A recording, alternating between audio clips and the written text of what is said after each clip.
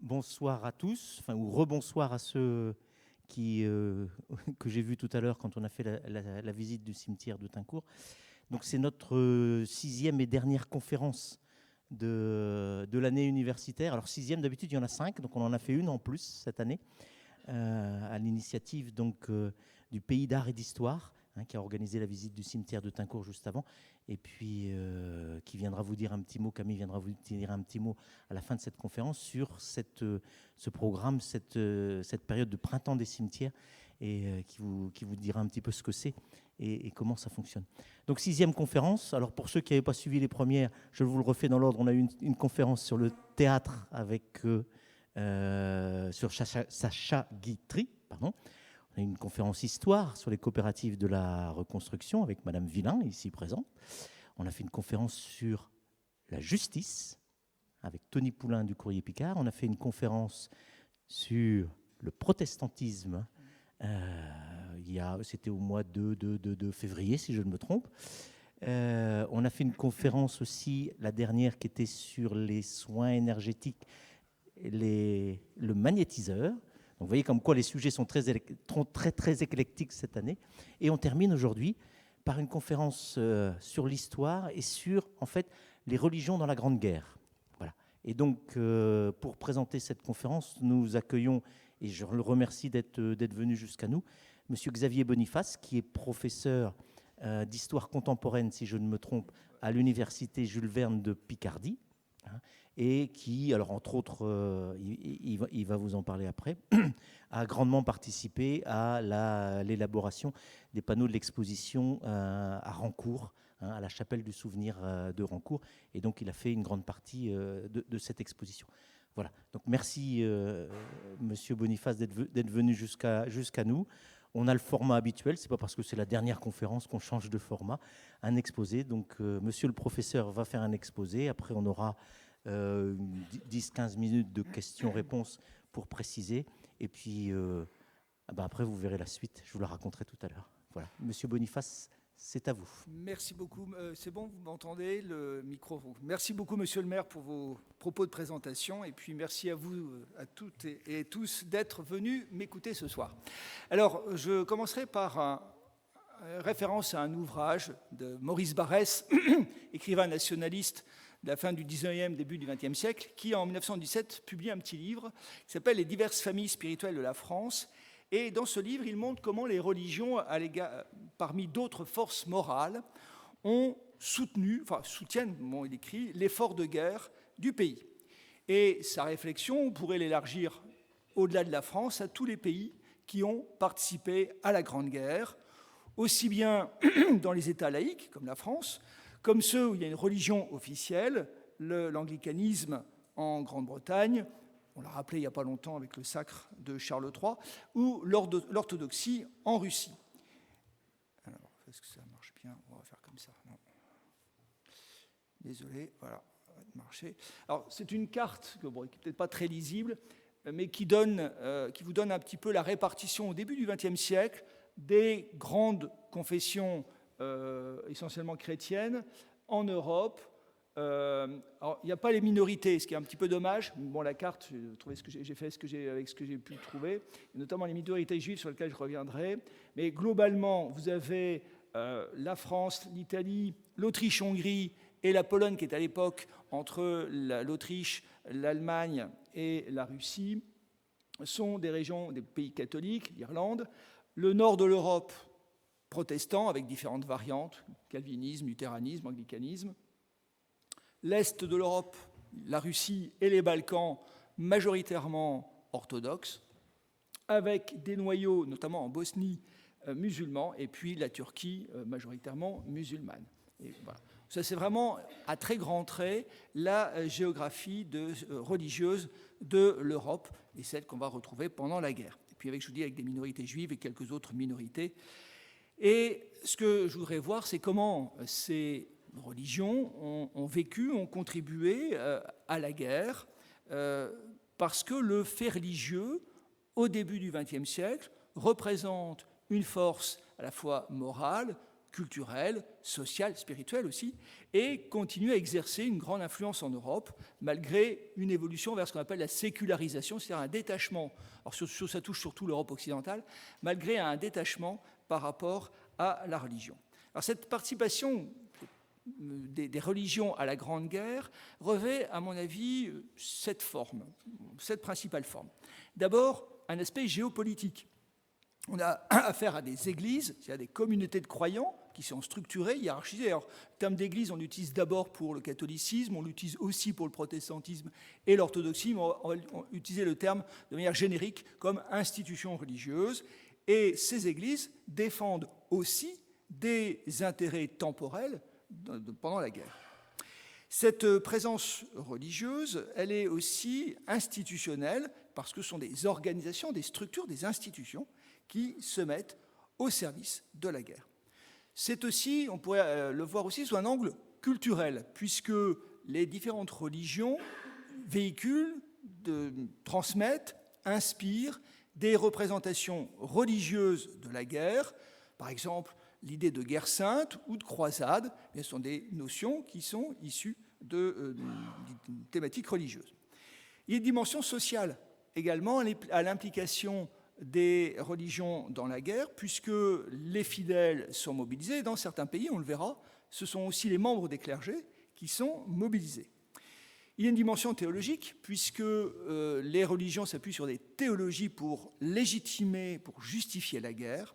Et enfin, il y a une dimension qu'on peut qualifier de rituelle ou de liturgique, puisque les cérémonies religieuses s'adaptent aux circonstances de la guerre, et en particulier à la mort de masse. Alors, les religions, on peut mesurer leur ambivalence dans la guerre. Elles apportent à la guerre leur propre tonalité, la sacralité, la foi, la transcendance, et en même temps, elles appellent à respecter l'adversaire, tu ne tueras point, elles appellent à la paix. Alors parfois ce sont les mêmes, parfois ce ne sont pas les mêmes, mais personne dans ces religions, mais ce sont les mêmes religions qui tiennent cette position ambivalente. Alors l'implication guerrière de ces religions est plus visible que leur implication pacifiste, mais celle-ci existe également et on le verra. Alors on a un peu une contradiction, on pourrait dire, notamment dans le judéo-christianisme, entre le commandement biblique « tu ne tueras point », l'imprécation des évangiles « celui qui prend l'épée périra par elle », et en même temps, ces religions qui soutiennent la guerre. Donc on a là au cœur d'ambivalence, de contradiction des religions dans leur place dans la guerre. Alors je verrai ce panorama général autour de 5 points. On va abandonner les 3 points traditionnels des universitaires historiens. Ça permet d'ouvrir un petit peu la réflexion.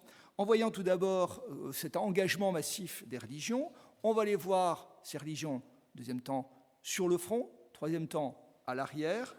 Quatrième aspect, on verra les discours religieux sur la guerre, pour ou contre, pour la guerre ou pour la paix. Et enfin, l'après-guerre, parce que là aussi, il y a des choses à souligner. Alors cet engagement des religions dans la guerre, il est massif, même s'il n'y a pas que les religions, ni même d'abord les religions, il est massif. Et l'une des premières caractéristiques, peut-être en France et en Italie, en tous les cas, c'est la mobilisation des églises, en particulier la mobilisation de leur personnel.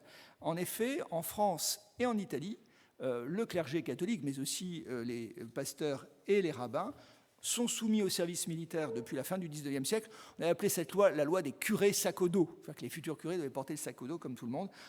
En fait, c'est une loi qui concernait aussi les instituteurs, ce qu'on oublie souvent de dire. Et donc les membres des clergés rejoignent l'armée. En France, 30 000 prêtres, religieux et séminaristes.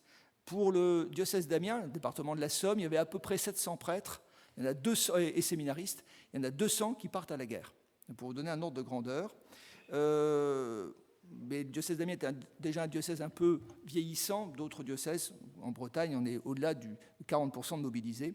500 pasteurs et élèves en théologie protestante, et puis une centaine de rabbins, le judaïsme est extrêmement minoritaire en France, sont également concernés par cette mobilisation. Alors, je vous ai mis là une affiche que j'ai trouvée aux archives diocésaines d'Arras, qui représente la liste de tous les prêtres et séminaristes de diocèses d'Arras tués au cours de la Première Guerre mondiale. Et cette affiche a été distribuée dans un ensemble de paroisses après la guerre pour justement qu'on prie à la mémoire de ces ministres des cultes. Je n'ai pas trouvé l'équivalent pour la Somme, mais on pourrait trouver des éléments analogues ou des monuments dans d'autres diocèses. Alors, autre caractéristique dans cette mobilisation du clergé, c'est le retour des membres des congrégations religieuses. Vous savez qu'en 1901 puis 1904, tout le monde dit que c'est 1905, mais en réalité c'est 1901 et 1904, les congrégations religieuses ont été expulsées, notamment à l'époque d'Émile Combes, parce qu'elles ne dépendaient pas du Concordat, et ou bien ces congrégations devaient disparaître, ou bien elles devaient s'exiler. Beaucoup sont partis en exil, et que font les religieux qui étaient en exil? Ils n'étaient pas en exil souvent très loin, ils étaient en Belgique, ils étaient en Espagne, ils étaient en Italie, ils étaient en Angleterre, quelques-uns qui étaient en Amérique latine ou au Canada, c'était un peu plus compliqué, mais ceux qui sont en proximité, ils reviennent. Alors la presse catholique, délirante d'enthousiasme, en disant « mais voyez, ces religieux que la France républicaine a chassés, ils reviennent défendre leur patrie ». Certes, c'est vrai, c'est admirable, on est tous d'accord, sauf qu'il faut quand même rappeler que ces religieux étaient tout aussi obligés que les autres à rejoindre leur affectation. Sinon, ils passaient pour déserteurs et on pouvait les traquer très très loin. Il y a eu des religieux qui étaient exilés en Amérique latine qui ne sont pas revenus en métropole. Il y en a qui ont eu des problèmes avec la justice française jusqu'au début des années 1950. Le plus jeune, voilà. Donc ils étaient quand même un peu obligés, d'y aller. Mais c'est vrai qu'il y a aussi spontanément ce mouvement patriotique. Alors, on trouve aussi des prêtres qui incitent les fidèles à accomplir leur devoir de soldats et de citoyens.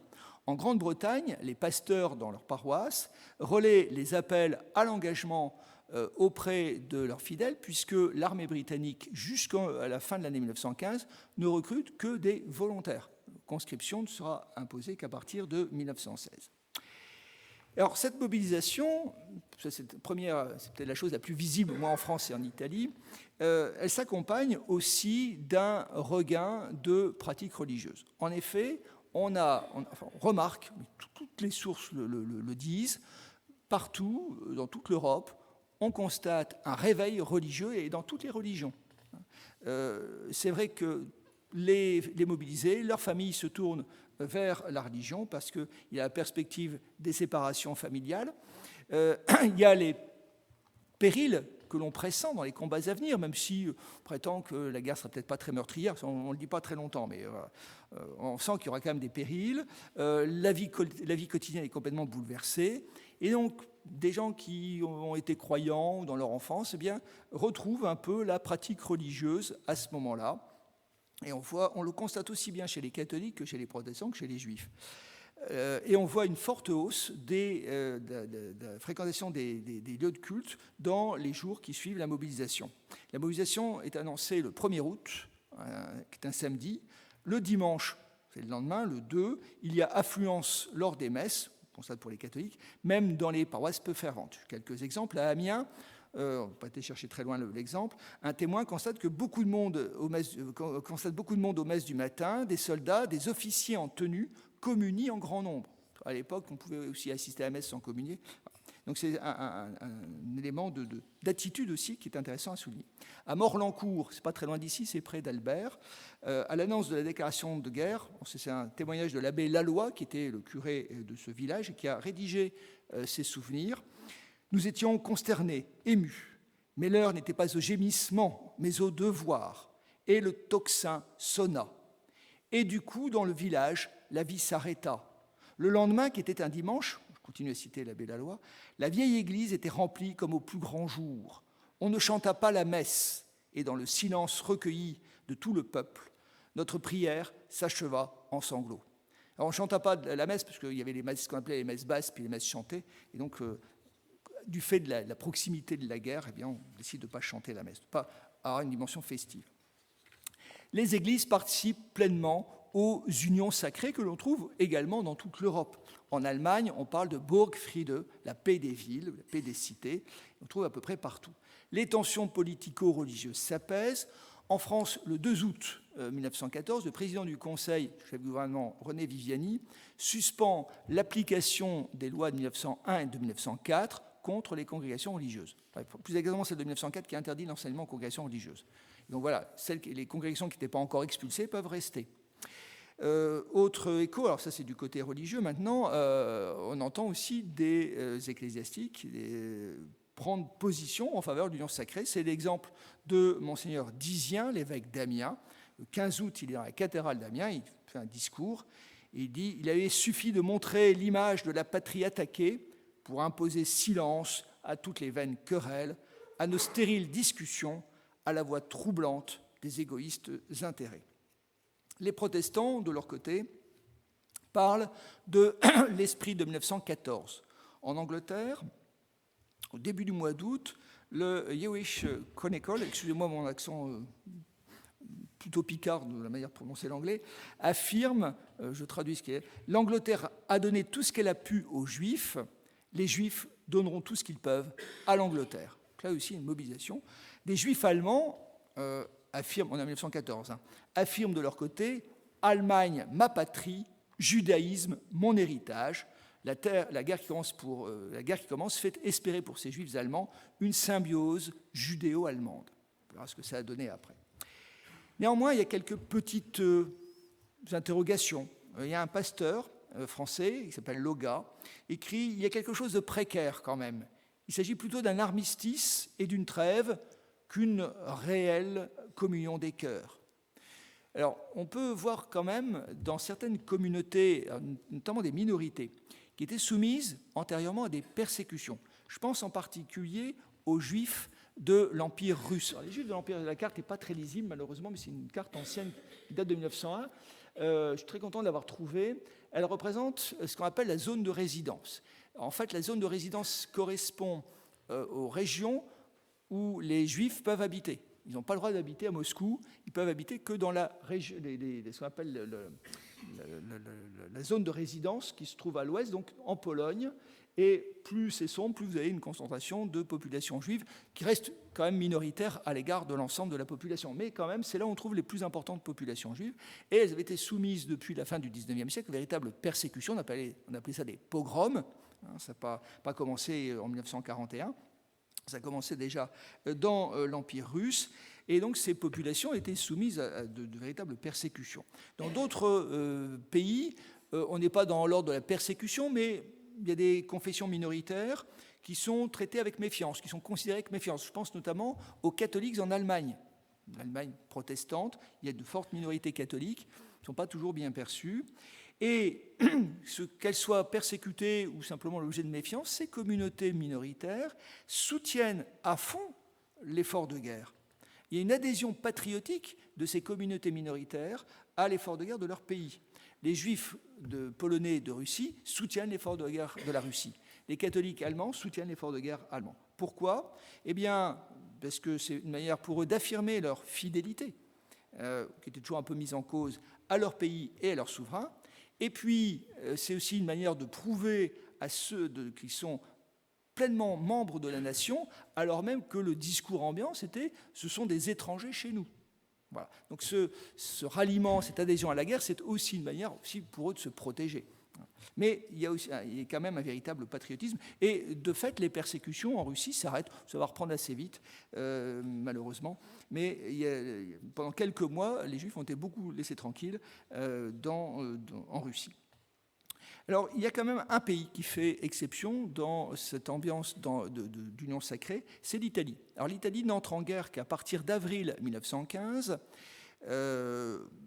Aux côtés des Alliés, il a fallu faire des tas de promesses et très peu d'union sacrée. En particulier, le clergé, notamment dans le nord de l'Italie, ne soutient pas unanimement le conflit. Pourquoi ? Eh bien, en fait, parce que les catholiques italiens s'interrogent sur les amis de l'Italie, les alliés de l'Italie, qui sont-ils ? L'Angleterre, elle est anglicane. Alors, les anglicans disent qu'ils ne sont pas protestants, mais ça fait partie des églises protestantes quand même. Donc, l'Angleterre, protestante. La Russie, orthodoxe, donc schismatique. La France, anticléricale. Et donc, pour ces catholiques italiens, notamment du nord de l'Italie, bon, les alliés de l'Italie ne sont quand même pas de pieux catholiques, donc on commence à s'en méfier. En revanche, la grande puissance catholique voisine, c'est l'Autriche. Et il y a en plus une frontière commune entre l'Italie et l'Autriche. et cette Autriche catholique qui partage la même foi, qui partage une frontière, eh bien, elle devient paradoxalement un adversaire. Or, il ne faut pas oublier aussi que le nord de l'Italie, la Lombardie, la Vénétie, avait appartenu jusqu'au milieu du XIXe siècle à l'Autriche. Et pour un certain nombre de paysans du nord de l'Italie, eh bien, vous ne gardez pas un mauvais souvenir de cette présence autrichienne. Et donc, une guerre contre l'Autriche signifie pour eux une sorte de guerre civile. Voilà. Donc, c'est intéressant. Alors, je pose une petite anecdote à propos des Italiens. Le clergé italien est également mobilisé. Et il se trouve que j'ai eu l'occasion de voir, parce que ça avait été offert à un évêque, qui est d'ailleurs décédé maintenant, qui était évêque aux armées, la fiche de mobilisation de Don Roncalli, qui est devenu plus tard pape sous le nom de Jean XXIII. Donc il était infirmier, il était aumônier, enfin infirmier dans un hôpital, mais voilà, j'ai vu sa fiche de mobilisation. Alors, eh bien, on mobilise, et la logique, c'est ensuite, on va vers le front, c'est le deuxième point de mon propos. Au front, on peut voir la religion sous deux angles. Un angle un petit peu institutionnel et l'autre, je vais appeler plutôt culturel. Le premier, alors, ça c'est une photographie prise de l'armée autrichienne, ce sont des soldats juifs qui fêtent Pessa, la fête de Pâques, je crois que c'est en 1916, oui, voilà. Et donc il y a une photographie pour montrer la diversité de et comment on peut aussi vivre sa foi au front. Alors la dimension institutionnelle, elle est représentée par les aumôniers militaires que l'on trouve dans toutes les armées. Alors, je vous passe la diversité des statuts, des uniformes, des organisations. L'aumônerie militaire française fait quand même un peu exception dans cet ensemble. Elle est reconnue officiellement depuis 1880, mais elle n'est pas structurée ni hiérarchisée. On a des aumôniers, mais pas d'aumônerie. Et les aumôniers français, ils restent la plupart du temps en civil, même si certains portent des uniformes, mais ce n'est pas réglementé du tout. Les aumôniers en France sont affectés dans des unités de brancardiers. Or, sur cette photographie qui était publiée dans l'illustration, elle n'est pas très nette, mais je vais quand même vous la commenter. On a un prêtre, un pasteur et un rabbin. Alors, le rabbin il est en soutane, ça ressemble à un prêtre, on verra que ça a une conséquence pour au moins en 1914. Alors, comme un point commun dans tous ces services d'aumônerie, c'est la représentation pluriconfessionnelle. Dans l'aumônerie britannique, il y a 11 cultes, mais bon, il y a un certain nombre d'églises protestantes dans ces 11 cultes. Dans l'armée française, il y a 3 cultes, catholiques, protestants et juifs. Mais partout, les aumôniers exercent des missions semblables. D'abord, il s'agit de permettre, c'est leur fonction même, aux soldats de pratiquer leur religion, même s'ils sont au front. Et donc, il y a les offices qui sont célébrés pour ces soldats.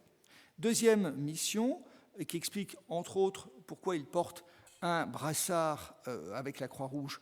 Ça, c'est une disposition de la Convention de Genève de 1864. Ils sont assimilés au personnel sanitaire des armées parce qu'ils apportent les secours de la religion aux blessés et aux mourants. Et les catholiques y ajoutent l'extrême onction pour les soldats mourants catholiques. Alors, les aumôniers peuvent assurer des funérailles, mais ça, c'est quand même assez rare, parce que des funérailles au front, il n'y en a pas beaucoup, pour une raison toute simple, c'est que les conditions du champ de bataille ne le permettent pas, et on va surtout parfois ramasser, relever les corps bien après les combats. En revanche, les aumôniers président assez souvent des cérémonies à la mémoire des soldats tués d'un régiment, et ces cérémonies souvent touchent très largement les soldats, quelle que soit leur appartenance confessionnelle. Je connais un exemple qui est celui de l'historien Marc Bloch, un très grand historien qui était juif, ou pas juif non pratiquant, plutôt même non croyant, et il écrit dans ses souvenirs qu'il a plus d'une fois, au retour des tranchées, assisté au service qu'on célébrait dans l'église de la Neuville-au-Pont, c'est dans la Marne, pour les hommes du 272e régiment d'infanterie qui venaient de tomber à l'ennemi. J'ai toujours cru accomplir un devoir pieux en commémorant nos morts, que m'importaient les rites. Alors, 272e RI, pourquoi je vous le cite? Pourquoi Marc Bloch? Marc Bloch, c'est un historien, voilà, comme je vais défendre un peu la profession. Et puis, 272e régiment d'infanterie, c'est le régiment de réserve du régiment d'infanterie d'Amiens. Et donc, Marc Bloch a servi dans le régiment d'Amiens. Les aumôniers visitent aussi les soldats, ils viennent leur remonter le moral. On parle de l'apostolat de la cigarette. Évidemment, aujourd'hui, ça ferait peut-être un peu choquer la cigarette, mais voilà, ils apportent des friandises, des informations aux soldats, ils vont les visiter dans les tranchées, et puis ils organisent aussi pour eux des foyers à l'arrière. Là, c'est l'exemple de Talbot House, qui se trouve à Poperinge, en Belgique, et qui est tenu par 2 aumôniers anglicans. Et cette maison accueille, on est juste pas très loin d'Ypres, et beaucoup de soldats qui sont en repos en arrière du front d'Ypres vont se rendre à Talbot House, où il y a aujourd'hui une espèce de petit musée. Et il y a aussi des foyers montés par les Young Men's Christian Associations, britanniques et surtout américains. Voilà, donc tout le monde organise un petit peu des foyers pour soutenir le moral des soldats. En revanche, il est très très rare que les aumôniers haranguent, encouragent les soldats avant le combat. On a quelques récits, mais enfin, c'est des récits un peu mythiques et qui correspondent rarement à la réalité. J'ai plutôt vu des récits inverses en disant bon, non, on ne dit rien parce que ce n'est vraiment pas les circonstances. À la différence d'une armée, les aumôniers italiens, enfin les aumôniers officiels italiens, faisaient parfois des harangues qui n'étaient pas toujours très bien perçues. En fait, les aumôniers cultivent plutôt leur proximité avec les combattants. Ils entretiennent, sinon leur foi, au moins leur morale, et ils les aident à tenir. Et la religion, justement, a cet aspect aussi d'être une des... Un historien avait parlé des béquilles du combattant. Le combattant essaie de se raccrocher à tout ce qu'il peut pour tenir moralement. C'est très éprouvant de faire la guerre. Alors, l'aumônier, c'est un peu une figure à part dans les armées, et ce qui explique qu'on va le retrouver sur un certain nombre de vitraux d'église. Alors, je me suis permis de prendre une église pas très loin de chez vous, là, à Croix-Moligneux. On va dire que Moligno, excusez-moi, en plus j'ai fait une faute, je suis désolé, j'avais plus assez de place, donc mais il y a un superbe vitrail. Alors, enfin, voilà, vous ne pouvez pas me retenir de vous présenter ce vitrail d'un aumônier qui est en train d'assister un soldat blessé. Alors le soldat blessé, il a l'air tout à fait impeccable, pas une blessure. On ne représente jamais des soldats en mauvais état, très rarement sur des vitraux d'église. Ils sont quasiment déjà prêts à aller au paradis, mais on a là l'aumônier qui est en train de l'assister à ces derniers moments. Alors, ce qui est intéressant, c'est de voir que ces aumôniers qui sont en contact avec une population masculine qui ne fréquentait pas les églises. La sociologie, alors pour les catholiques en particulier, sociologie en France, le catholicisme avant la guerre de 14, c'est très majoritairement un catholicisme féminin et puis un catholicisme de personnes âgées. Très peu d'hommes jeunes. Et là, ces aumôniers se retrouvent au milieu d'hommes jeunes qui ont leur âge. Et du coup, ils vont improviser, initier des méthodes pastorales qui vont servir dans l'entre-deux-guerres, qui vont animer un petit peu inspirer leur apostolat de l'entre-deux-guerres. Et puis ces aumôniers, eh bien, ils incarnent surtout l'union sacrée. Enfin, ils incarnent aussi l'union sacrée. C'est le cas, la photographie n'est pas très, très visible, je n'ai pas réussi à en trouver une meilleure. C'est un tableau de Lévi Durmer qui représente l'affaire du grand rabbin Abraham Bloch. Grand rabbin Abraham Bloch était grand rabbin de Lyon et il est mobilisé, comme tout le monde, enfin comme tous les ministres des cultes, en 1914. Alors lui, il est aumônier militaire israélite du 14e corps d'armée qui est basé à Lyon, et ce 14e corps d'armée part dans les Vosges, et Abraham Bloch est tué le 29 août 1914. Alors, jusque-là, l'histoire, c'est bien triste, mais il y a une histoire derrière qui a été mise en exergue par Maurice Barrès, je parlais tout à l'heure. Alors, est-ce qu'elle est vraie, cette histoire, ou est-ce qu'elle est fausse ? Ça fait 100 ans qu'on en parle, on se pose la question. L'archiviste du Consistoire central israélite de France, Philippe Landau, lui, il ne croit pas du tout à cette histoire. Chaim Corsia, qui est le grand rabbin aujourd'hui, le grand rabbin de France, il fait un peu semblant d'y croire. C'est une tellement belle histoire qu'il faut y croire. Et d'ailleurs, à la limite, peu importe qu'elle ait eu lieu ou pas, cette histoire, puisque l'important, c'est l'écho qu'elle a eu. C'est que ce grand rabbin serait mort, d'après Barrès, en tendant un crucifix à un soldat catholique gravement blessé, et qui, voyant passer cet aumônier, rappelez-vous, il était en soutane, une soutane qui ressemble un petit peu à une soutane catholique. Alors le blessé était quand même vraiment très touché, donc il voit passer une espèce de soutane dans sa souffrance, et il demande un crucifix. Et le rabbin, le grand rabbin, va chercher un crucifix qu'il trouve à proximité et l'apporte aux soldats.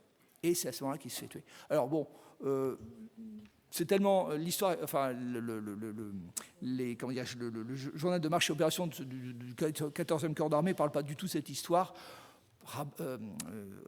Barrès a peut-être un petit peu enjolivé des éléments qui étaient sans doute réels, mais voilà, peu importe, je vous dis, l'essentiel c'est l'impact que cette affaire a eu, que cette image a eu. La presse en parle énormément. Et il y a ce tableau, et encore pour le centenaire de la guerre de 14, on a exalté aussi la figure du grand rabbin Bloch. Je crois qu'il y a un monument au col d'Annozelle, dans les Vosges, à sa mémoire. Alors là, ça c'est l'aspect un peu institutionnel de la religion au fond. Je voudrais maintenant voir une dimension un peu culturelle, c'est-à-dire comment les soldats vivent la religion au front. Et là, les choses sont quand même un peu plus compliquées, à la fois compliquées et simples à comprendre. C'est qu'en réalité, ces soldats, ils n'ont pas nécessairement une foi qui correspond exactement au canon de leur religion. On a un très large éventail de croyances qui va de celles qui sont bien théologiquement circonscrites, rattachées à une religion bien précise, jusqu'aux superstitions les plus variées, des pratiques qui s'inspirent d'un vieux fond de croyances rurales, païennes, plus ou moins christianisées. Et puis, entre les deux, vous avez toutes sortes de rites de religion populaire. Alors, cette photographie représente toute une série de médailles qu'on a retrouvées sur le corps d'un soldat dans des fouilles archéologiques il y a quelques années dans l'Est de la France. Et ça me semble très intéressant de voir justement un petit peu cette espèce de syncrétisme de la part de soldats qui vont porter des chapelets, des médailles, des scapulaires à l'effigie de saints, parfois même des textes de prières cousus dans la doublure de leurs vêtements, et qui les considèrent peut-être comme des porte-bonheur. Alors moi, comme historien, je ne vais pas juger, peu importe. Moi, comme historien, j'analyse, je décris, j'analyse. Ce qui m'intéresse, c'est comment ces soldats qui sont en quête de réconfort spirituel, cherchent des réponses. Et voilà, ils trouvent un certain nombre d'objets qui vont un peu servir de porte-bonheur. On va avoir des gestes supposés magiques, les pattes de lapin, etc. On va retrouver aussi des fétiches également. En Allemagne, il y en a un magnifique qui se trouve au musée des Invalides. Il y a des statues à clous. C'est-à-dire que pour être en communion avec un soldat, on plantait un clou dans un morceau de bois, une espèce de tronc. Et tout cela révèle un besoin de surnaturel, un besoin de transcendance dans la violence de la guerre. Alors, il y a une dimension d'irrationnel, bien entendu, qui balance parfois entre la superstition. La superstition, c'est pour conjurer le destin. Je ne vais pas marcher comme ça parce que je risque de provoquer une catastrophe. Et le fatalisme. Le fatalisme, c'est accepter, subir son sort, on ne peut rien y faire. Exemple de fatalisme de soldats. Ces soldats américains étaient convaincus que l'obus qui devait les tuer avait été fabriqué à leur intention. C'est complètement irrationnel, mais on est là dans l'ordre du fatalisme. Alors, quelle est la limite entre une foi bien charpentée et puis ce type de superstition ? C'est très difficile à définir. Parce que chez la même personne, on pourra avoir des attitudes extrêmement diverses. Devant l'ampleur de la guerre, on se raccroche à ce qu'on peut. Voilà. Et donc, tout le monde va chercher, ces soldats cherchent dans la souffrance, le doute, la peur, une aide, un soutien, un réconfort moral, spirituel, chercher une assurance dans l'au-delà. Alors on a aussi, notamment pour les Français en particulier, un certain nombre de dévotions qui sont particulièrement mises en avant pendant la Première Guerre mondiale, qu'on va retrouver aussi à l'arrière chez les civils d'ailleurs, et qui tournent autour de quelques grandes dévotions qui se sont développées au XIXe siècle ou au tout début du XXe. Il y a en particulier 3 femmes qui sont mises en avant, la Vierge Marie, Jeanne d'Arc et Thérèse de Lisieux. Alors pourquoi ? Chacune, à sa manière, évoque la victoire, mais aussi la protection, voire la protection maternelle pour la Vierge, la consolation. Alors, la dévotion mariale, c'est vraiment connue depuis les années 1820-40, en gros le deuxième quart du XIXe siècle, une énorme relance, et on va le voir pendant la Première Guerre mondiale à travers un certain nombre de pratiques. d'abord des prières, le rosaire, la prière du rosaire vivant, les soldats qui récitent leur rosaire, le port de médailles, de chapelets. On va avoir aussi des oratoires dédiés à la Vierge. Là, je vous ai pris ce petit exemple qui a même donné lieu à une image pieuse. Notre-Dame de la Tranchée. C'est un tout petit oratoire, on a récupéré une statue dans une église en ruine. Alors, ce qui est intéressant à propos des églises en ruine, je voulais faire un jour un papier là-dessus, on trouve énormément, ce que vous trouvez sur Internet, alors des tonnes de cartes postales qui vous montrent des églises en ruine. Dans la région, malheureusement, il y en avait plein. Et dans lesquelles on précise, oui, mais la statue de la Vierge a été miraculeusement épargnée. On verra que ce point, on va le retrouver dans d'autres circonstances, je vais en reparler après. Alors on a deux autres figures également qui sont fortement exaltées. Jeanne d'Arc.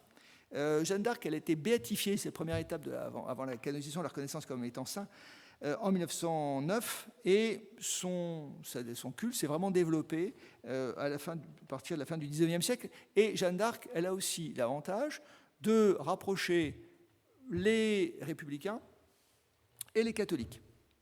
Les républicains vantent celle qui a libéré la France des Anglais, et les catholiques vantent celle qui a entendu les voix et qui est morte martyre. Voilà. Alors, sa dévotion, ses références ont même dépassé le cadre français, un peu en Allemagne, et croyez-moi, alors ça c'est une image américaine, même en Angleterre, on va exalter Jeanne d'Arc. Quand même, voilà. C'est une belle histoire. Même en Angleterre, on va exalter Jeanne d'Arc. Pendant la Seconde Guerre mondiale aussi, la modèle de Française. Elle est présentée comme le parfait modèle de la grande Française patriote. Bon, c'est très bien. Ils ont mis un peu de temps pour le comprendre, mais ils ont fini par le comprendre. Voilà, en tous les cas, une grande dévotion pour Jeanne d'Arc, et c'est aussi accompagné par l'Église catholique. Une autre... on l'a sous tous les angles. Alors, c'est intéressant, Jeanne d'Arc. C'est une jeune femme. Comme les poilus, ceux-là sont jeunes. Donc ils s'identifient par son âge. Ils s'identifient aussi par leurs souffrances communes. Ce sont des souffrances de guerre, même s'ils ne sont pas terminés de la même manière, mais ce sont des souffrances de guerre qui les rapprochent. C'est une guerrière, on la représente dans la tranchée. Il y a plein de figures qu'on va la voir chevauchant avec une épée contre les Allemands. Et puis la dernière, c'est Thérèse de Lisieux. Alors, Thérèse de Lisieux, elle est encore pas très connue, commence à la faire connaître, elle n'est même pas encore béatifiée, elle est morte en 1897, mais son journal d'une âme a commencé, avec différentes versions, à circuler, et sa dévotion va prendre une énorme ampleur au cours de la Première Guerre mondiale, et on va la retrouver aussi comme figure à la fois plus de consolation d'ailleurs que de victoire, plus de consolation, d'apaisement, de soutien, comme en témoigne cette gravure. La dernière dévotion, c'est une dévotion qui est davantage portée par l'Église, c'est la dévotion au Sacré-Cœur, qui est associée à la patrie, et elle est particulièrement bien implantée en France et en Italie, cette dévotion, un petit peu aussi en Allemagne, surtout en France et en Italie, et donc fortement soutenue par le clergé. Et on trouve beaucoup de petits drapeaux Espoir et Salut de la France dans les poches de soldats. On en trouve également dans un certain nombre de musées diocésains. En fait, si on veut un petit peu analyser tout cela, on peut remarquer qu'il y a une part d'irrationnel dans tout cela, une part à la fois de foi mais d'irrationnel. La séparation est très difficile à établir, et ce n'est pas l'intérêt de le faire d'ailleurs. Mais ce qu'on peut noter, c'est que cette part d'irrationnel est à la hauteur du bouleversement provoqué par la guerre. Il y a une historienne qui s'appelle Annette Becker qui disait on recherche l'extraordinaire en un seul mot, ce qui sort de l'ordinaire, pour répondre à l'extraordinaire, en deux mots, de la guerre. On sort de l'ordinaire dans la guerre, et bien on va chercher des choses qui vont vers l'au-delà, parce que la guerre est un tel traumatisme, un tel déchaînement de violence qu'on cherche des réponses et des soutiens moraux. Et en particulier, tous les conflits sont éprouvants. On constate des choses analogues actuellement en Ukraine. Comme je trouve que j'ai beaucoup travaillé sur l'histoire religieuse de la Première Guerre mondiale, j'ai peut-être un regard un peu plus acéré aujourd'hui, depuis un an, sur ce qui se passe en Ukraine du point de vue religieux. Et s'il y a vraiment des parallélismes à faire. Alors à l'arrière, on va quitter l'avant pour aller à l'arrière. Les religions, elles tiennent aussi avec l'arrière. Vous connaissez ce petit dessin humoristique, vous avez 2 poids lions à trancher, il y en a qui dit pourvu qu'ils tiennent. L'autre qui dit qui ça? Eh ben, l'arrière, dit l'autre. Voilà. Donc il y a l'avant qui tient, mais l'arrière, elle est aussi pour soutenir les soldats. Et les religions prennent leur part dans cette mobilisation. Alors cette mobilisation à la fois économique, sociale, culturelle. Les religions retrouvent là leur rôle traditionnel de consolatrice affligées. Elles veulent répondre à toutes les demandes inquiètes des familles, dont les proches sont mobilisés, les civils exposés au bombardement, les réfugiés. On a vu que la pratique religieuse avait augmenté au moins au début du conflit. Après, ça va s'atténuer. Alors, ces croyants qui soutiennent l'effort de guerre, ils le font de leur propre volonté, de leur propre initiative plutôt. Il y a l'esprit d'union sacrée qui les pousse, mais ça peut être aussi, dans d'autres cas, la sollicitation des pouvoirs publics. On sait par exemple que, alors on est en pleine république laïque, il ne faut pas l'oublier, eh bien des préfets écrivent aux évêques, malgré la séparation des églises et d'État. On ne pourrait pas faire un petit mot de soutien pour les emprunts, l'emprunt d'État, là, parce qu'on veut vraiment récolter de l'argent. Et vous avez des évêques qui font des lettres pastorales à la demande du préfet en disant donnez votre. Parfois, ils n'attendent même pas l'ordre du préfet, ils le font d'eux-mêmes.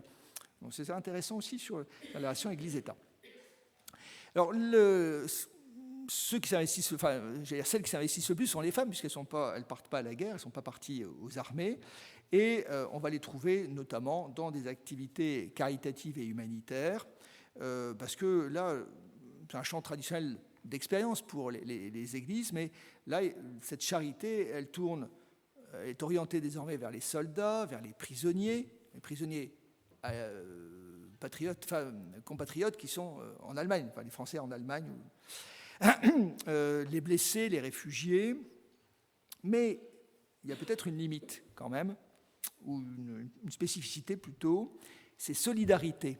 Elles sont d'abord nationales. Elles sont ou interalliées avant d'être confessionnelles. C'est-à-dire qu'on va plutôt aider un protestant français qui est mal pris en Allemagne ou en Belgique, plutôt que d'aider un catholique allemand alors qu'on est soi-même catholique.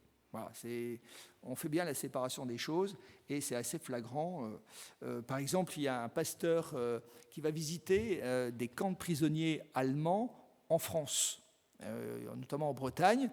Mais voilà, il est quand même un cas vraiment à part, parce que c'est un Français qui va voir des prisonniers allemands en France pendant la guerre.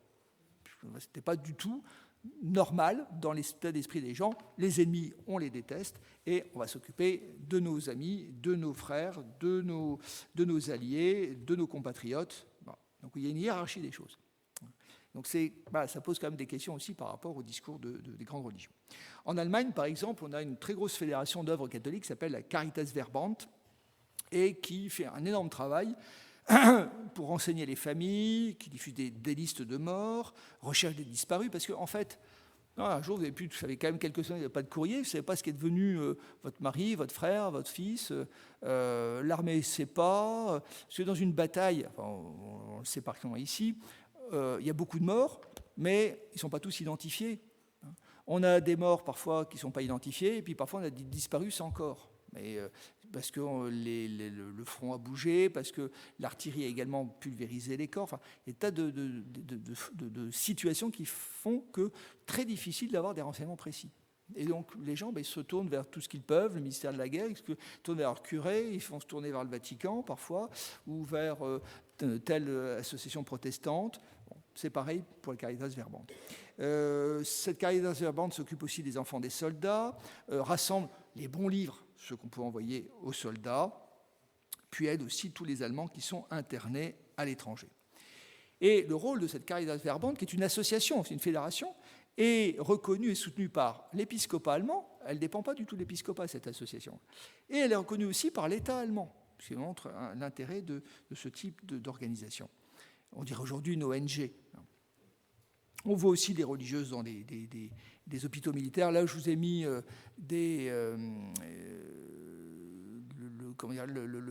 soutien, le bureau de soutien juif pour les soldats. C'est américain, je crois, oui, c'est ça, c'est une affiche américaine. Et puis, il y a tout ce qui est lié à la propagande. Des intellectuels se mobilisent pour soutenir l'effort de guerre. Je pense notamment à Raoul Allier, qui est un professeur de philosophie de la faculté la faculté de théologie protestante de Paris, qui fait chaque semaine des conférences dans les différents temples parisiens pour lutter contre le défaitisme. Et c'est d'autant plus méritoire qu'il a perdu son fils, qui a disparu, enfin, on a retrouvé son corps beaucoup plus tard, dès les premières semaines de 1914. Autre figure, Monseigneur Baudrillard, qui est le recteur de l'Institut catholique de Paris, et qui crée, à la demande du ministère des Affaires étrangères, un comité catholique de propagande française à l'étranger en 1915. Il doit convaincre ce comité les catholiques des pays étrangers neutres, l'Italie jusqu'en 1915, puis l'Espagne, et même les pays alliés catholiques, l'Irlande, que la France n'est pas un pays athée, que Paris n'est pas la Babylone de l'Occident, comme le prétendait la propagande catholique allemande. On a un comité protestant analogue qui est créé quelques semaines plus tard et qui mène des campagnes d'information, on dirait aujourd'hui d'influence, en Suisse, aux Pays-Bas et aux États-Unis. Et dans tout cela, on voit des discours confessionnels pour légitimer la guerre et surtout dénoncer, critiquer, condamner l'adversaire, avec des comparaisons religieuses extraordinaires. L'archevêque d'Albi, Monseigneur Mignot, déclare « À voir ce qui se passe sous nos yeux, on se croirait au temps des Sargons, des Sénachéribes, des Nabuchodonosor et autres épouvantables tyrans de la Syrie et de la Chaldée. » Puis il rajoute encore plein d'autres. Ou si vous trouvez ces temps trop éloignés, à ceux d'Attila et de Tamerlan.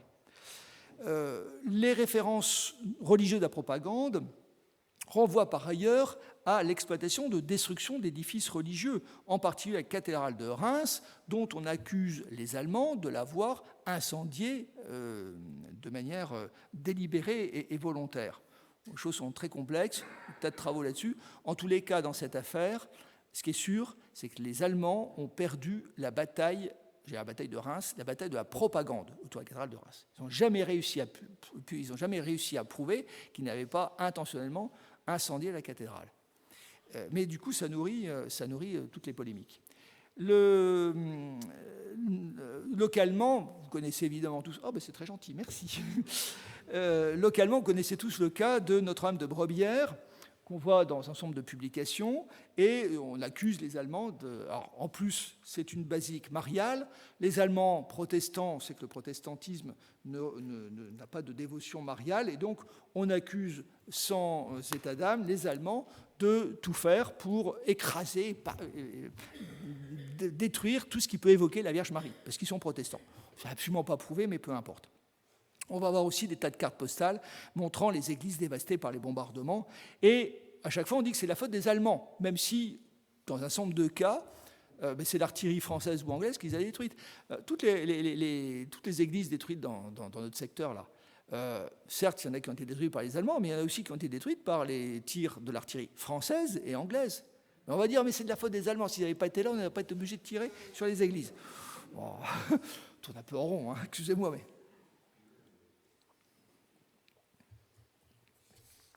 Alors l'union sacrée dans tout cela, à l'arrière, ne perdure pas toujours. Au fur et à mesure des années, vous avez les vieilles contestations, ce qu'on appelle les doctrines de haine, l'anticléricalisme, l'antiprotestantisme, l'antisémitisme, reprennent parfois en lien avec des enjeux nationalistes. Alors le pire exemple peut-être, c'est le génocide arménien 1915 par les Turcs, qui relève pour une part, pas uniquement, mais pour une part, d'une haine à connotation religieuse. Même s'il n'y a pas que cela dans le génocide arménien. En Allemagne, en 1916, le ministère de la Guerre a tout d'un coup l'idée de vouloir comptabiliser les Juifs présents dans l'armée, avec l'idée sous-jacente que ces Juifs servent moins bien leur pays que le reste de leurs compatriotes. Les chiffres n'ont jamais été publiés parce que ça n'allait pas dans le sens que voulait le ministre de la Guerre. En Russie, l'antisémitisme reprend aussi de manière très virulente au cours de la guerre. Alors, plus modérément en France, on va avoir quelques petits rejaillissements d'antiprotestantisme, beaucoup moins qu'en 1870. Mais de temps en temps, il y a un catholique qui dit « Oh, mais les protestants, c'est la religion des Allemands, donc protestants français, vous êtes un peu boches sur les bords. » Alors, les protestants français répondent « Ah oui, mais nous sommes calvinistes. Les Allemands, eux, sont des luthériens. Ce n'est pas du tout la même chose. » Et voilà, ils s'en sortent un peu comme ça. L'arrière, eh bien, ce sont également, et ça on le sait très bien ici, les régions occupées par l'adversaire, qui s'en prend aussi aux croyants et aux symboles religieux. On va aller un petit peu plus loin, on ne va pas faire que le Vermandois. On va aller du côté de la Galicie autrichienne. On va plus vous mettre une carte. La Galicie autrichienne, c'est l'actuelle Ukraine de l'Ouest, l'Ukraine occidentale. Donc c'était une région qui s'appelle la Galicie, qui appartenait à l'Autriche, qui a été conquise par la Russie après la guerre. Et ces territoires sont occupés au début de la guerre par les troupes russes. Et cette région qu'on appelle de Galicie est peuplée de ce qu'on appelle des gréco-catholiques. Alors, les gréco-catholiques existent toujours aujourd'hui et c'est encore aussi un des points de friction entre les Ukrainiens et le Vatican, c'est que ce sont des catholiques mais de rite grec. Donc ils ressemblent à des orthodoxes mais ils sont catholiques. Sauf que les catholiques ne comprennent pas qu'on puisse être de rite grec et que les orthodoxes ne comprennent pas qu'on puisse être catholique. Voilà. Donc ce sont des populations qui sont incomprises à la fois des catholiques et des orthodoxes. Il y a que Jean-Paul II qui les connaissait parce qu'il était polonais, que en plus la Grande Pologne a été, à un moment, la Galicie a été polonaise, voilà, donc il connaissait ça, mais sinon c'est encore un problème, même aujourd'hui. On a un certain nombre de gréco-catholiques, on a l'impression de ne pas être soutenus par le Vatican. Et donc, les Russes orthodoxes occupent la Galicie. Qu'est-ce qu'ils font? Ils déportent les gréco-catholiques vers l'intérieur de la Russie. Les popes, ils envoient à la place des popes orthodoxes. Il y a un général qui dit « Mais j'en ai assez, je réclame des wagons de munitions et on m'envoie des wagons de popes. Je ne peux pas faire la guerre. » En Serbie, eh bien, on a des Bulgares qui détruisent les églises orthodoxes. Dans la Somme, chez nous, là, on voit des membres du clergé pris en otage, envoyés en Allemagne, enfin arrêtés et envoyés en Allemagne. C'est le cas, par exemple, du curé de Flocourt, l'abbé Andrieux, qui est considéré comme un espion et qui est interné au camp de Rastatt, et il y meurt à 70 ans, en février 1915. Le curé doyen de Nesle, l'abbé Couvreur, décède aussi en captivité en Allemagne. À Roye, ce sont une dizaine de sœurs de la Charité de l'Hospice qui sont condamnées aux travaux forcés en Allemagne pour avoir caché un soldat français. Alors la question, c'est de savoir pourquoi ces autorités allemandes s'en prennent contre les prêtres. Est-ce que c'est pour des raisons religieuses, comme pourrait le faire croire la propagande? En réalité, les Allemands voient dans ces prêtres un peu les élites villageoises, et ils prêtent à ces prêtres une influence patriotique et pas seulement religieuse. D'ailleurs, les Allemands, y compris les Allemands catholiques, étaient persuadés que le clergé catholique français n'était pas très patriote parce qu'il avait été victime de toutes les mesures anticléricales avant 1914. Mais en réalité, le clergé était beaucoup plus anti-allemand qu'anti-républicain. Et ça explique pourquoi les Allemands s'en sont pris à ces représentants de l'Église catholique. La religion dans ces régions occupées sert néanmoins aussi de soutien moral. C'est comme sur le front, rien de très original. Elle inspire d'ailleurs les paroles de résistance de certains. Le cardinal Mercier, que je vous représente ici, qui est l'archevêque de Malines-Bruxelles, le primat de Belgique, appelle notamment les fidèles de la Belgique, complètement occupée ce pays, à ne pas baisser les bras. Il fait une très belle lettre de pastorale à Noël 1914 avec un titre emblématique, Patriotisme et endurance. Mais l'arrière ne se limite pas aux zones à proximité du front. L'arrière, c'est toute l'Europe, c'est l'Amérique du Nord, mais c'est également l'outre-mer. Et un outre-mer qui est très largement colonisé à l'époque par les Européens. Et dans cet outre-mer, les religions constituent parfois un enjeu dans le conflit. Quelques exemples de conflits. D'abord, des tensions entre les missions catholiques françaises ou belges et les missions catholiques allemandes, ou également une concurrence entre les missions catholiques et les missions protestantes. Alors là, c'est plus compliqué puisque cette concurrence entre missions catholiques et missions protestantes, elle concerne parfois des alliés. Des missions protestantes, elles sont soutenues par les Anglais ou les Américains, s'opposent aux missions catholiques françaises. Au Cameroun, le Cameroun, c'est une colonie allemande, elle est conquise par les forces de l'Entente en 1916, et évidemment, il y avait des missionnaires allemands au Cameroun. C'est des religieux palotins, Première chose qu'on fait, c'est de renvoyer ces religieux palotins et les remplacer par des missionnaires français. Alors pour faciliter la transition, on va mettre des Alsaciens, parce qu'ils parlent allemand. Comme les missionnaires palotins parlaient allemand, bon, voilà, on arrive à faire une transition, mais on y met des Alsaciens français. Les Alsaciens qui sont français. Pour les protestants, c'est pareil. Les pasteurs de la mission évangélique de Paris succèdent aux pasteurs allemands. Et puis, il y a tous les pays, tous les territoires musulmans, qui représentent une grande part des colonies et territoires d'outre-mer français et britanniques. C'est le cas pour les Français en Afrique du Nord et pour les Britanniques, notamment dans tout ce qui est aujourd'hui le Pakistan, qui est une partie de l'Empire des Indes. Et là, la mobilisation de l'islam devient un enjeu stratégique. Pourquoi ? Puisque à Istanbul, dès l'entrée en guerre de la Turquie, c'est-à-dire en novembre 1914, le sultan calife Mehmed V appelle au djihad tous les musulmans contre les Occidentaux. Il semblerait que cet appel au djihad ait été suggéré par les conseillers militaires allemands. Alors, on a très peur en France et en Angleterre. On craint que les musulmans de nos territoires colonisés se soulèvent contre l'autorité colonisatrice. En réalité, ils ne bougent pas du tout. Les débauches de soldats sont pas du tout, dans les camps de prisonniers n'ont pas du tout fonctionné, ou très très peu. Alors, Paris contre-attaque et veut montrer qu'il est un grand ami de l'islam. Donc on organise en 1916, en pleine guerre, un pèlerinage à la Mecque pour les Algériens, alors qu'on a besoin de bateaux, etc. Eh bien, et puis, force propagande, hein, voilà, ils sont très contents d'être allés à la Mecque, pour vraiment montrer que la France soutient l'islam.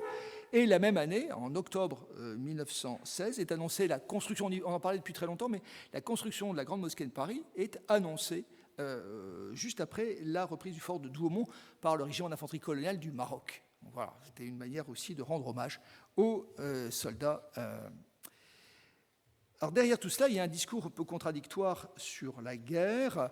Je vais un petit peu revenir rapidement sur mon grand discours, mon point de départ, sur cette contradiction entre le discours pour la paix et le discours pour la guerre. Le discours pour la guerre est le plus répandu. On le trouve à l'échelle des églises nationales, dans chaque pays, et il y a une convergence entre la foi en Dieu et la foi en la patrie. On le trouve partout. Il y a un professeur de théologie à Marbourg, un protestant, qui dit « le christianisme s'est dissous dans la germanité », l'équivalent en France. Hein. Des chrétiens vont jusqu'à dire que le soldat qui meurt sur le champ de bataille pour la patrie ressemble au Christ, imite le Christ qui meurt sur la croix pour sauver l'humanité. Rien que ça. Ça, c'est un tableau de Jonas qui se trouve dans une église de Valenciennes, qui me semble tout à fait symbolique de cette association entre c'est le soldat Christ, en quelque sorte. Et puis, ces religions essaient de donner un sens, une interprétation, une signification religieuse à la guerre. La guerre, par son déchaînement, semble avoir quelque chose d'inhumain, de surhumain, de surnaturel. Des catholiques français voient dans la guerre un châtiment envoyé par Dieu pour à la fois punir la France de ses péchés, l'anticléricalisme, les lois laïques, et puis en même temps une punition pour lui permettre de se sauver, pour permettre sa régénération, pour permettre sa rédemption. Et alors évidemment, au retour, les anticléricaux ne sont pas contents, en disant « mais qu'est-ce que ça veut dire ?» Et ils font courir ce qu'on appelle la rumeur infâme. Le clergé catholique français a voulu la guerre pour que la France soit défaite, pour écraser la République. Ce n'est pas vrai, mais il y a eu un peu cette rumeur infâme. Et là, les catholiques sont montés un peu à l'assaut là-dessus. En Allemagne, c'est pareil, on a le même type de discours. L'évêque de Trèves, la guerre est une manifestation brutale de la volonté de Dieu. Les protestants français, ils ne sont pas du tout d'accord avec la notion de châtiment, mais ils voient quand même la réitération de la gesta Dei per Francos, la geste de Dieu par les Francs. On en est toute une série d'images médiévales qui ressortent. Alors la guerre, elle est juste, elle est sainte, et elle est une croisade. Elle est juste, pour les croyants, hein, attention, elle est juste parce que chaque pays se sent agressé. Même les Allemands ils disent nous on était encerclés par les Français et les Russes, c'est normal qu'on fasse la guerre, sinon on était écrasés. Donc une guerre juste. D'autres disent c'est aussi une guerre sainte et voulue par Dieu. Et puis c'est une croisade, avec toutes les images qu'on puisse avoir, les images historiques. Et donc, avec une telle connotation religieuse, la guerre, elle devient quelque chose d'inexpiable.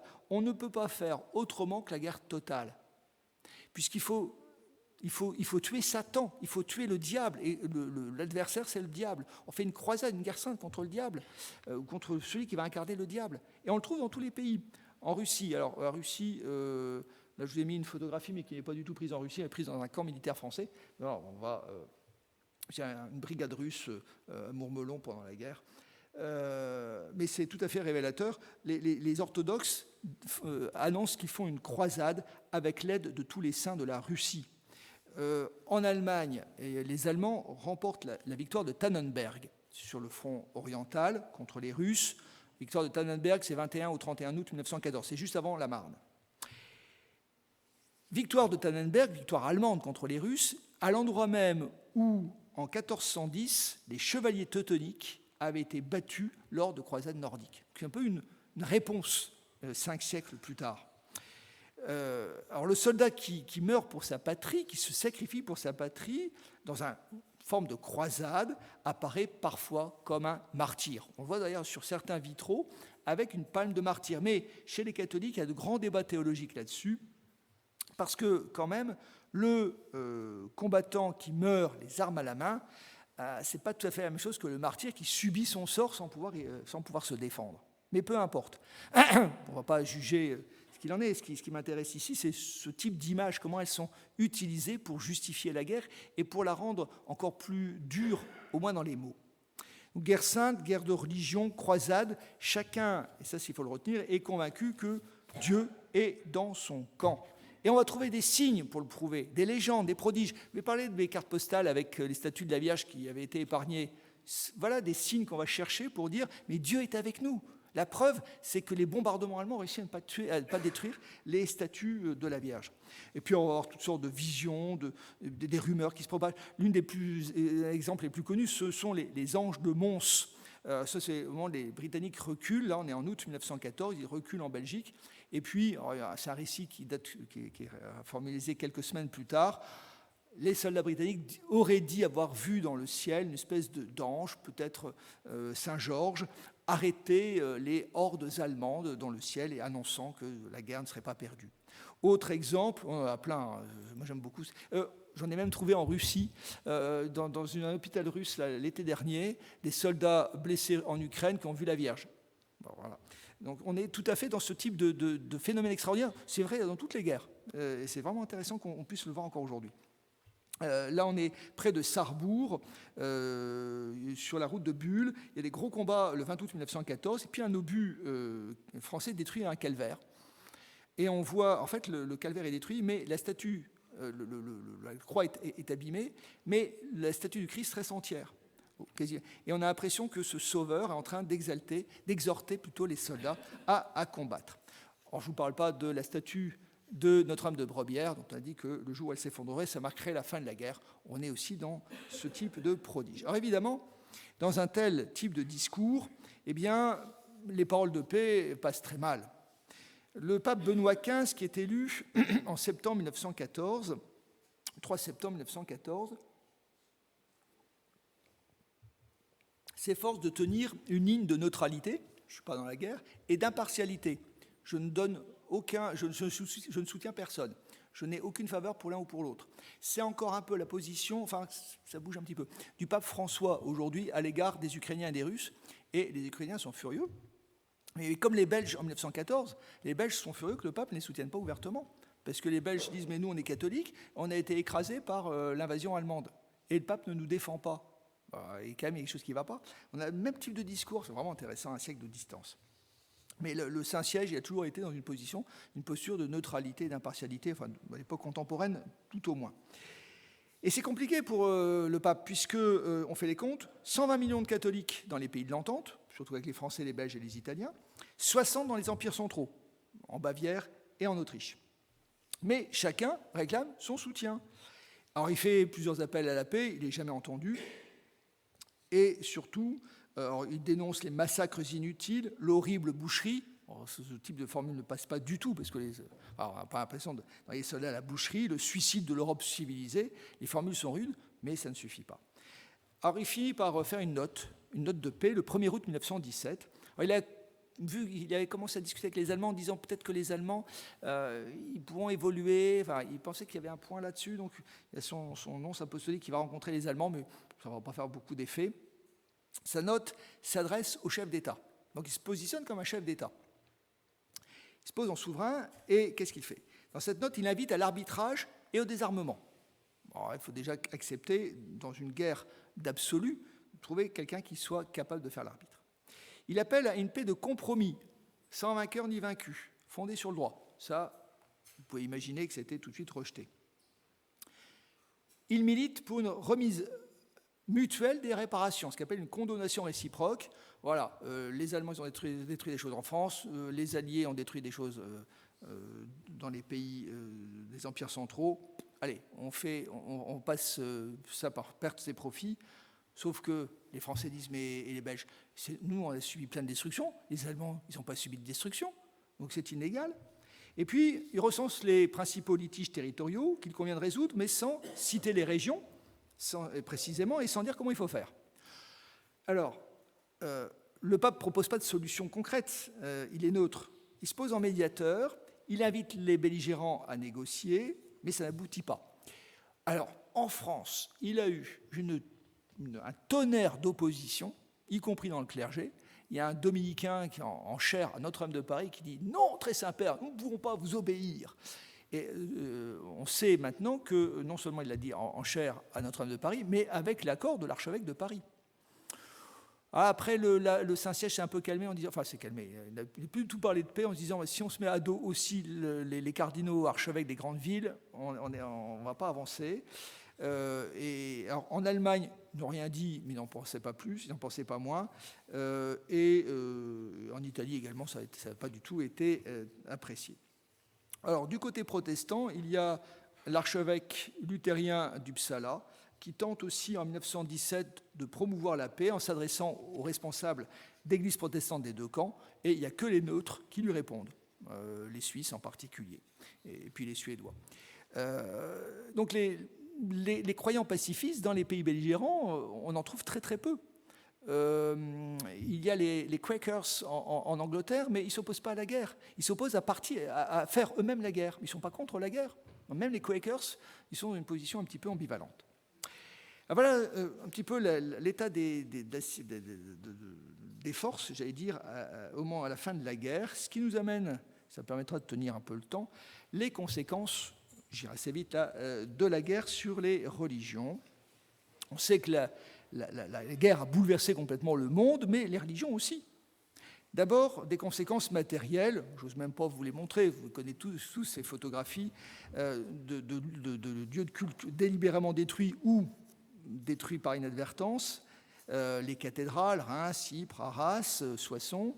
Le tiers des 900 églises de la Somme ont été détruites. Et dans l'arrondissement de Péronne, vous connaissez ça mieux que moi, votre église, l'église de Tincourt est la seule, la légende, l'une des seules à avoir échappé au bombardement. Je me suis dit quand même, je voulais passer cette photographie.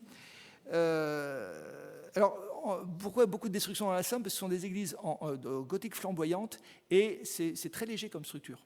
Et donc, les obus, ça aurait été des églises romanes, elles auraient peut-être mieux tenu que les églises gothiques flamboyantes.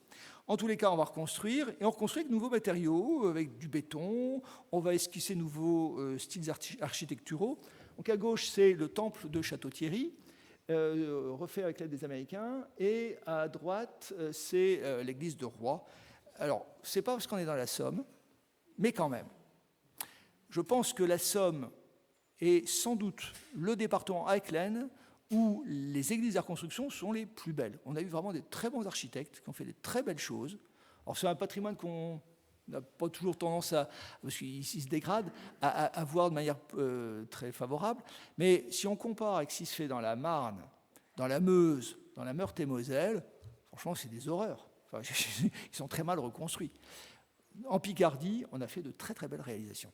Bon, tout n'est pas non plus parfait, mais les plus belles réalisations sont en Picardie.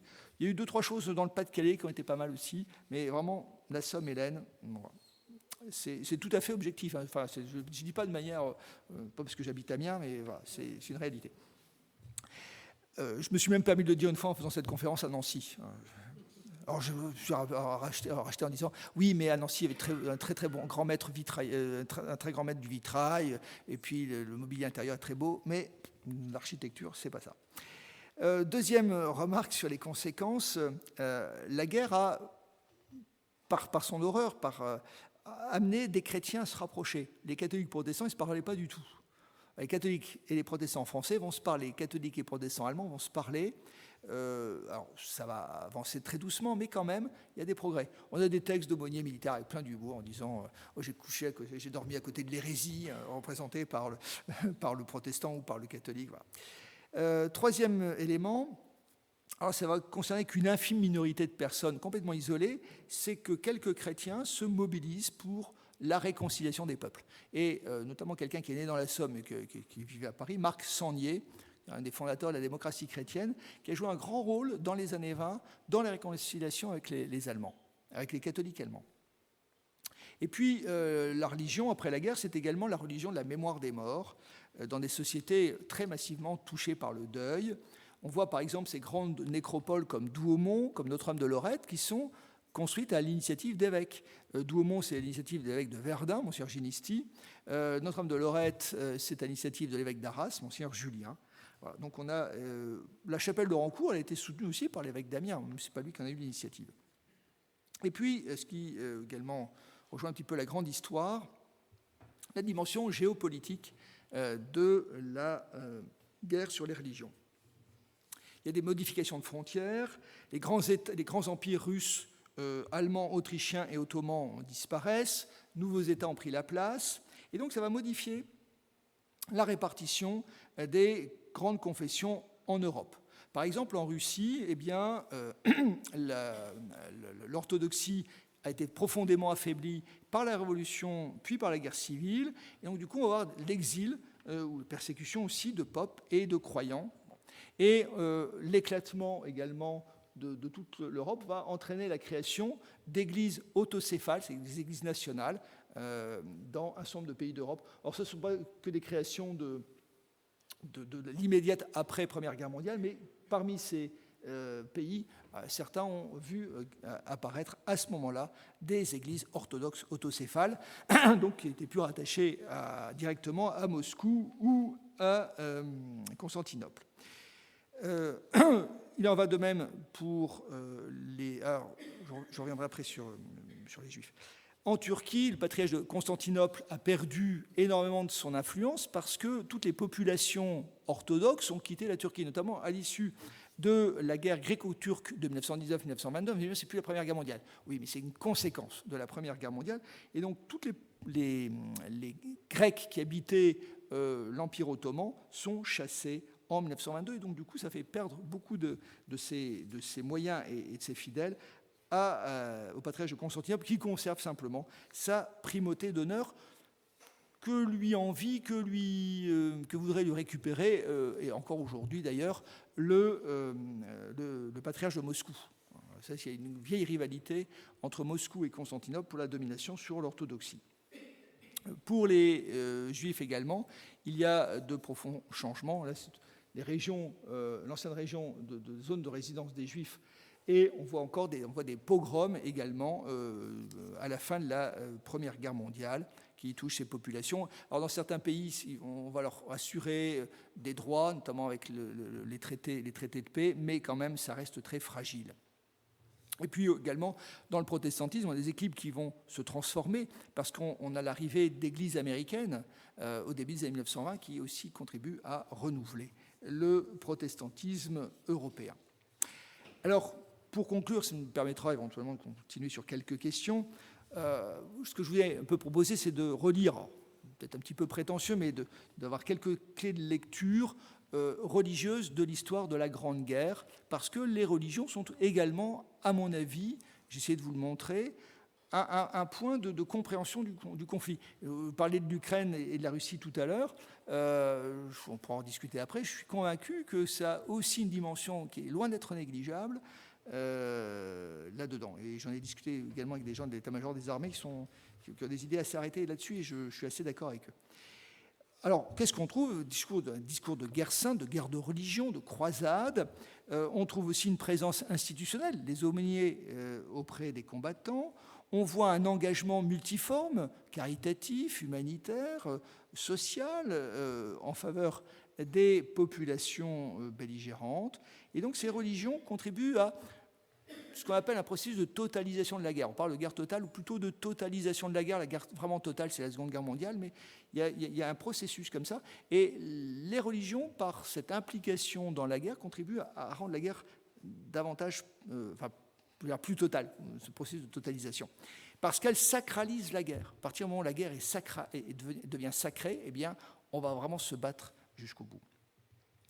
Et chez de nombreux croyants, qu'est-ce qu'on voit? Eh bien, que le patriotisme l'emporte sur l'esprit de paix, et même, je vous le disais tout à l'heure, même dans le soutien, dans les œuvres caritatives humanitaires, on va privilégier le national au religieux. C'est-à-dire qu'on va privilégier le coreligionnaire national que le coreligionnaire tout court.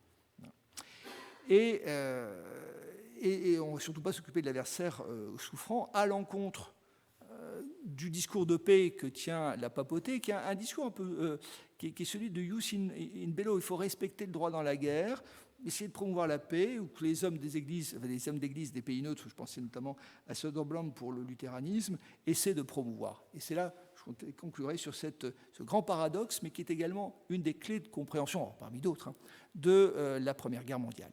Je vous remercie de votre attention et me tiens prêt à répondre à vos questions.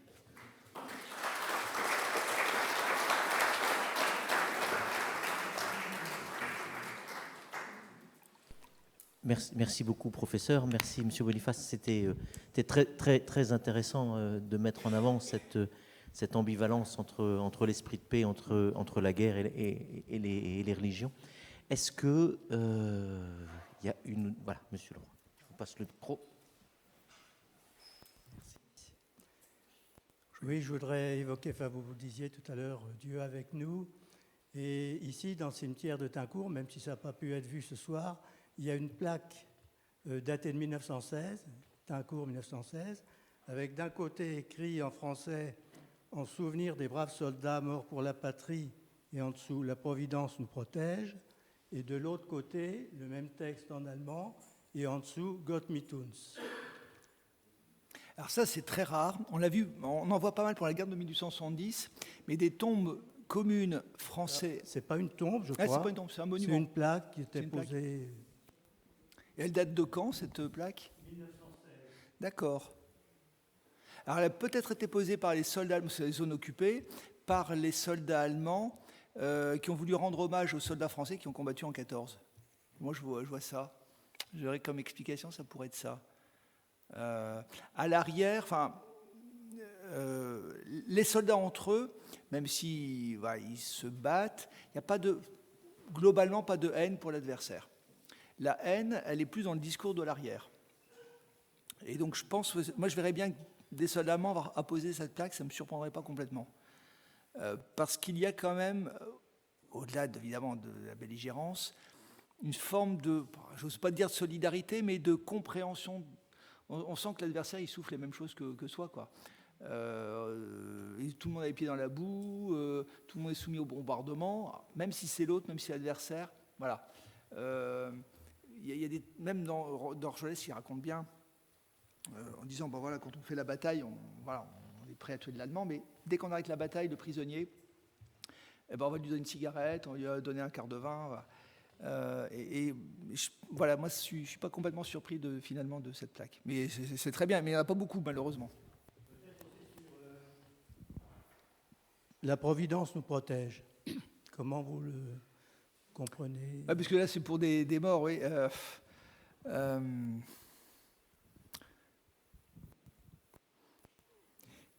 Alors, c'est peut-être une hypothèse. La Providence va nous protéger parce qu'on a le souci aussi de l'adversaire. Voilà, aimer ses ennemis. Est-ce qu'il n'y a pas un petit peu ça derrière cette phrase? Je ne sais pas. Après, je suis pas... on n'a pas d'explication de l'intention de...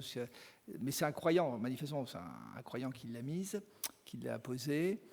et qui pense quand même, enfin, je crois que c'est derrière aussi, qu'on soit, même si on est ennemis, c'est le même Dieu qui veille sur nous. Hein. Voilà. Et je pense que c'est une très belle plaque. Ouais. Si vous n'avez pas aussi son, j'aurais été les photographier après, juste après. Merci.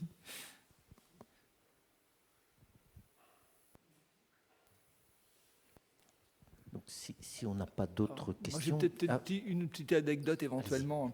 Il y a quelques années, je faisais une conférence un peu sur le même thème près de Béthune, et il y avait quelques collectionneurs qui avaient rassemblé des objets de combattants, et il y avait une vitrine sur les objets religieux. Alors, tout de suite, je me suis précipité pour un appareil photo, et puis je mitraille, et puis... Enfin, je mitraille, je prends plein de photos. Et je vois un petit obus évidé, c'est assez classique, avec une statuette de la Vierge dedans. Oh, super. Petite réflexion, mais la statuette de la Vierge, elle est en plastique. Donc ça ne peut pas être 14-18. Donc je dis au collectionneur, excusez-moi, mais il y a des choses qui ne sont pas cohérentes dans votre... Mais si, c'est un ancien combattant, il l'a fait dans les années 60. C'est-à-dire que, moi je suis historien, je suis né en 1966, voilà, vous saurez tout. Je suis né 50 ans après la bataille de Verdun. Pour moi, c'est de l'histoire.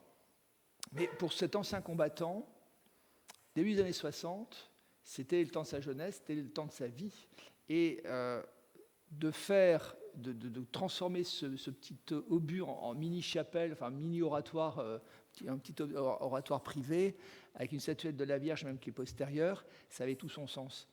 Moi, ça m'intéresse aussi en termes culturels, et pas uniquement en termes historiques. Effectivement, chronologiquement, ça n'avait aucun sens.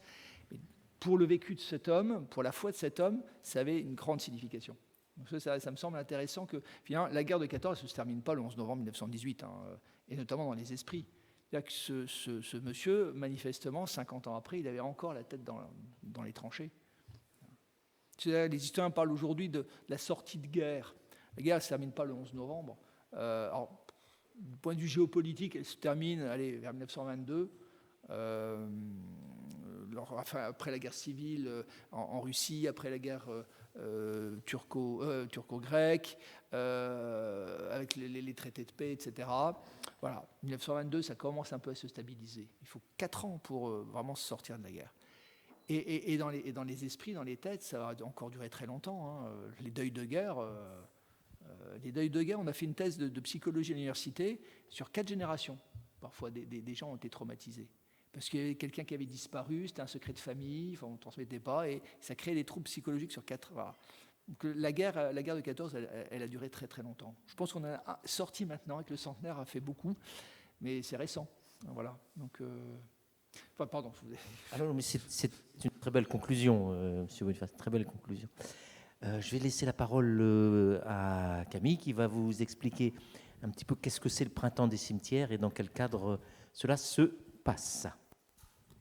Bien, merci M. Morgan. D'abord, merci à l'Université rurale de la Cologne de nous avoir accueillis le Pays d'art et d'histoire Santerre-Haute-Somme. Merci à M. Boniface pour sa conférence. Donc, le printemps des cimetières, pour ceux qui n'étaient pas là tout à l'heure à la visite, donc c'est un événement national qui met en valeur les cimetières, le patrimoine funéraire que l'on possède partout en France. Le Pays d'art et d'histoire Santerre-Haute-Somme est une mission qui est menée par le PETR Cœur des Hauts-de-France, qui regroupe les 3 comités de communes qui sont à l'est de la Somme, Terre de Picardie, Haute-Somme et Est-Somme. Et donc le Pays d'art et d'histoire s'est inscrit pour notre première année à cette édition, qui a pour thématique la symbolique funéraire. Donc on a inauguré ce printemps par cette visite au cimetière de Tincourt et la conférence. Ça continue ce week-end par 2 visites. Une consacrée qui s'appelle 3 nations et 3 nécropoles, comparaison d'une nécropole militaire qui est demain à Buchaven-Bergen et Rancourt, lieu de rendez-vous, la chapelle du souvenir français. Vous pouvez aussi retrouver les panneaux d'interprétation rédigés par M. Boniface. On était toute une équipe. Et il y a de magnifiques vitrines qui ont été faites par les gens du souvenir français. Oui. Si vous n'avez pas l'occasion d'aller à cette visite qui sera faite par une de nos guides conférencières, le Souvenir français a mis en place quand même une ouverture de la chapelle, donc, qui est ouverte donc, du mercredi au dimanche de 9h30 à 12h30 et de 14h à 18h30 normalement. Et ensuite, dimanche, nous proposons un road trip d'un cimetière civil à un cimetière militaire allemand, départ à Scholn, cimetière civil et communal de Scholn, où on peut trouver aussi de très belles œuvres d'art funéraire, dont une belle tombe art déco ouvragée avec de très jolies roses stylisées. Et ensuite, vous suivrez la guide juste au cimetière militaire allemand de Verdun-Mauvilliers. Voilà pour le printemps des cimetières. Si vous voulez en savoir plus sur les événements du Pays d'Art et d'Histoire, il reste toujours notre petit livret, la programmation qui va jusqu'à la fin du mois de juin. Le week-end prochain, c'est un autre printemps qui continue, qui se termine, c'est le printemps de l'Art déco. Je suis assez d'accord avec M. Boniface, on met en valeur les églises du secteur qui valent le coup d'œil. Merci à tout le monde.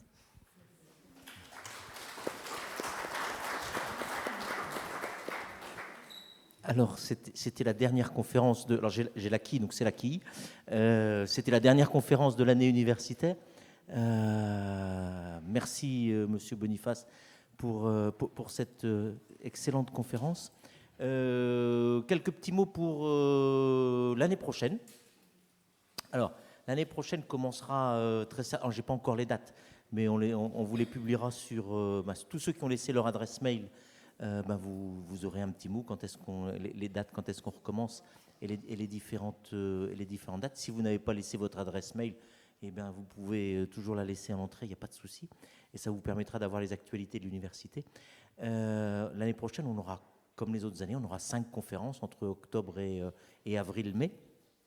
Alors, je ne vais pas vous dévoiler tous les sujets tout de suite parce que le comité des sages ne les a pas encore complètement définis. Ils doivent encore un peu travailler. D'ailleurs, on va se réunir au mois de juin pour ça. Mais on a quand même déjà commencé à fixer quelques lignes. On va faire un peu de teasing. L'année prochaine, on aura une conférence sur la langue picarde, puisque c'est un sujet qui intéresse beaucoup dans notre secteur. Donc, on aura une conférence sur la langue picarde. On aura une conférence sur la gestion de l'eau. L'eau est devenue un enjeu stratégique, que ce soit pour le monde agricole, que ce soit pour les particuliers, que ce soit pour l'industrie. Donc, on aura un sujet là-dessus sur la gestion de l'eau et en particulier dans notre secteur. Et puis, ça sera vraiment très, très éclectique, puisqu'on aura aussi une conférence sur un monsieur qui s'appelle Monsieur Aupron. Alors, moi, je ne connaissais pas non plus. Et c'est un designer automobile. C'est l'homme qui est décédé maintenant, qui est originaire d'Amiens. Et il y a un membre de la Société des antiquaires de Picardie qui viendra nous faire une conférence sur Monsieur Aupron. Et en fait, c'est l'homme qui a dessiné la CX, la GS et la SM. Et donc, voilà. Et donc, on aura aussi une conférence là-dessus. Donc voilà, et puis les 2 dernières conférences, vous les apprendrez au fur et à mesure, ça permettra d'avoir des découvertes. Dernière petite chose, ne partez pas sans qu'on ait bu le verre de l'amitié ensemble, parce que c'est quand même important, on va fêter la fin de l'année universitaire. Ne partez pas non plus sans oublier la quille, il y en a même 2, elles sont sur le bar. Je ne vous fais pas l'explication de la quille et de la petite fente qu'il y a sur la quille. Je pense que vous aurez tous compris à quoi ça sert. Ça sert en fait à organiser toutes les conférences de l'année prochaine. Voilà, écoutez, un grand merci à tous, un grand merci à tous les étudiants qui sont venus cette année assister aux 6 conférences de cette année. Je pense qu'on a eu une grande diversité de sujets et on a une grande diversité de personnes qui sont venues nous voir. Il y a des gens qui viennent depuis le début, il y a des nouvelles têtes, il y a des gens qui viennent de un peu partout et ça fait vraiment très très plaisir de vous voir tous. Voilà. Merci à tous, bonne fin d'année universitaire et à l'année prochaine.